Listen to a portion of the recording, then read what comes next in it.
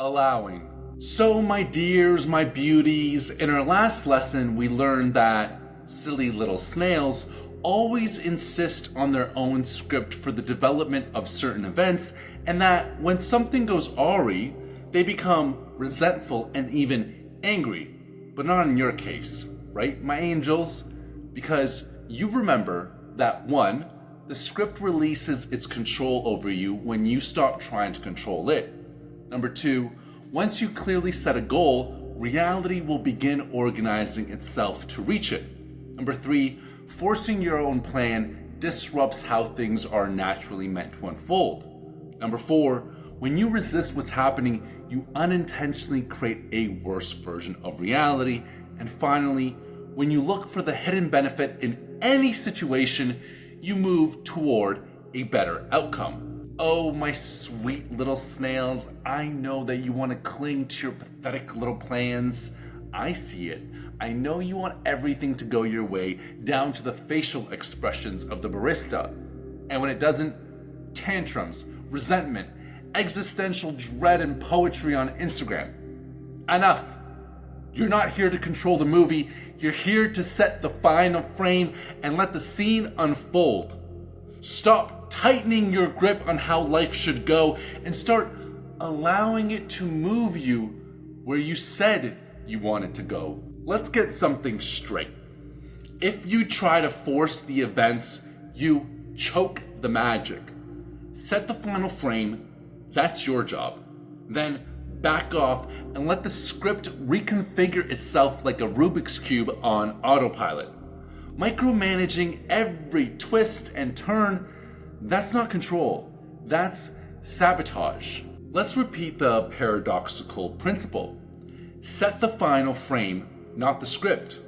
It's paradoxical because it does not tally with your accustomed beliefs that you can and should battle with your current reality, and that composing forthcoming reality is wrong and even impossible.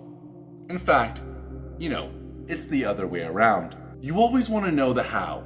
How will I get the job? How will the money show up? How will this relationship fix itself?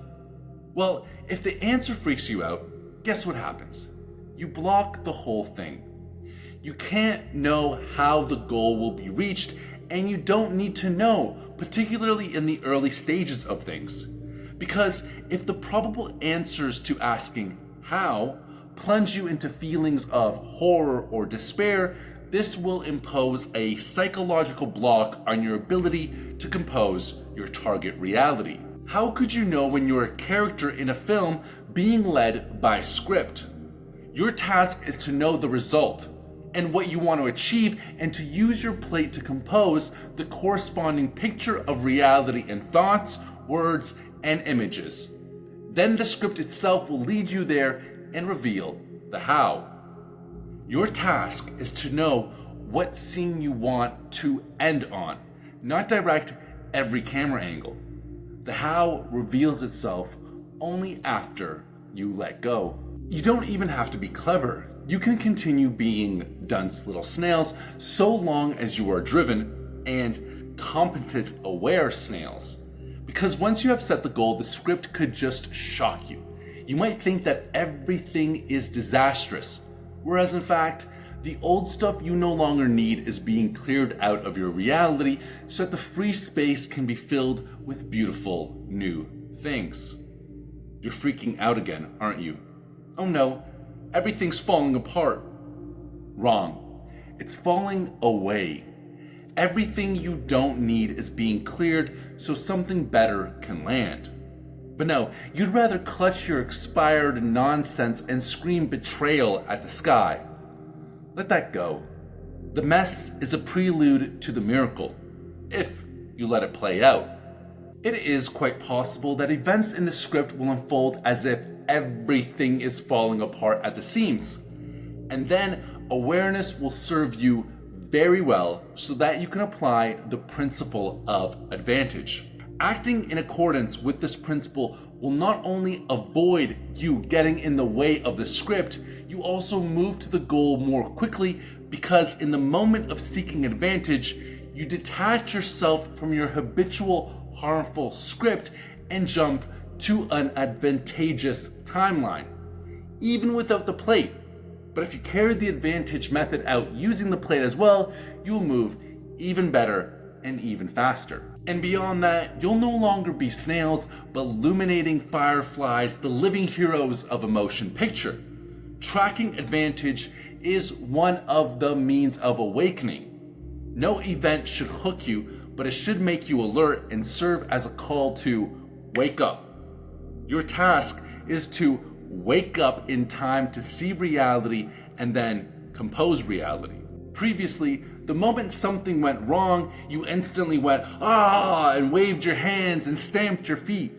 Now, the moment something goes wrong, you exclaim to yourself, or aloud, as you like, "Advantage!"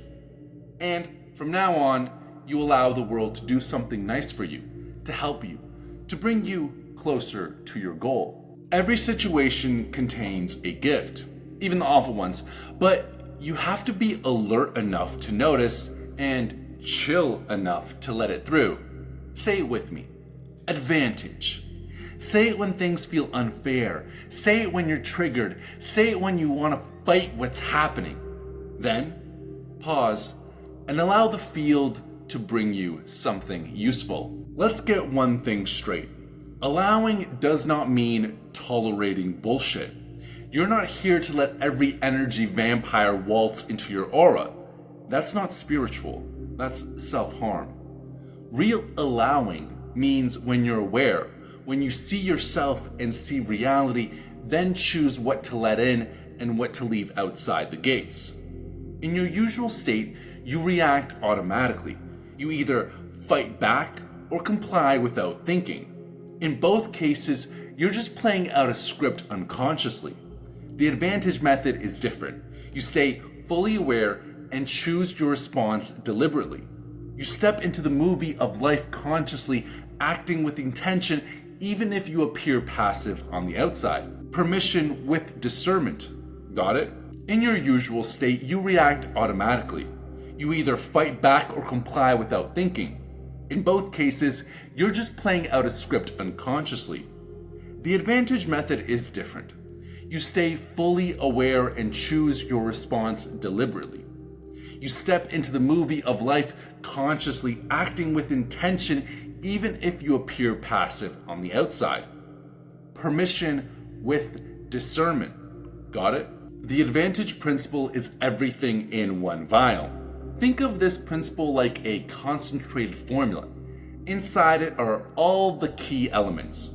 Tracking awareness, imitation, which is following the script intentionally, presence, being conscious in the moment, and composing reality, directing how your next frame unfolds. Performing the method, you track yourself and you track reality and set a course. When you apply the method, you watch your internal state, your thoughts, your emotions, your reactions. You observe what's happening around you, the external circumstances, and you deliberately choose how to act, which sets the direction of what comes next. This is how you begin shaping the film strip of your life, one frame at a time. Seeking the advantage is imitation in its purest form. You're not trying to break the script, you're using it consciously. Imitation here doesn't mean blind copying, it means acting with the script, but with intention, clarity, and control. You're no longer a puppet on strings, you're a lucid actor in the scene. Here's the trick. You act like nothing is happening. You play the part, you go to work, you smile at strangers, but inside, you're watching, tracking, guiding the next frame. You're awake without showing it because real power does not announce itself. This is how you activate outer intention, by walking through the movie like a ghost with purpose. Let the scene run its course, smile faintly, then shift the role with your plate, with your awareness, and with your detachment.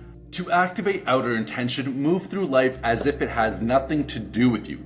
Stay present, stay neutral, and shift the frame without waking the dream. Stay unnoticed, like nothing is about you. Why do we do this?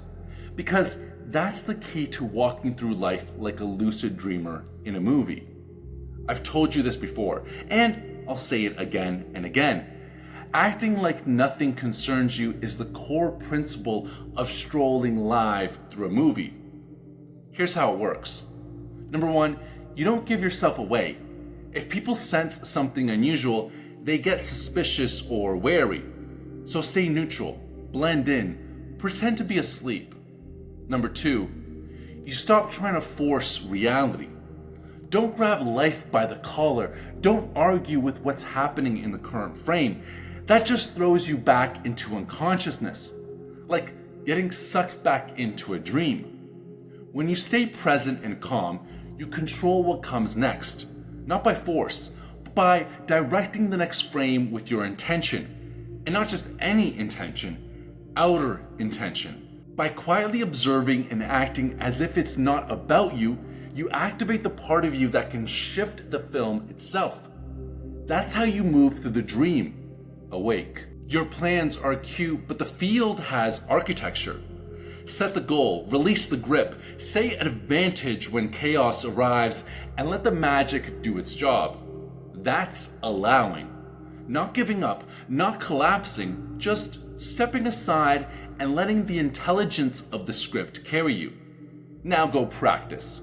Praise me, worship me, or at least stop being so tragically controlling.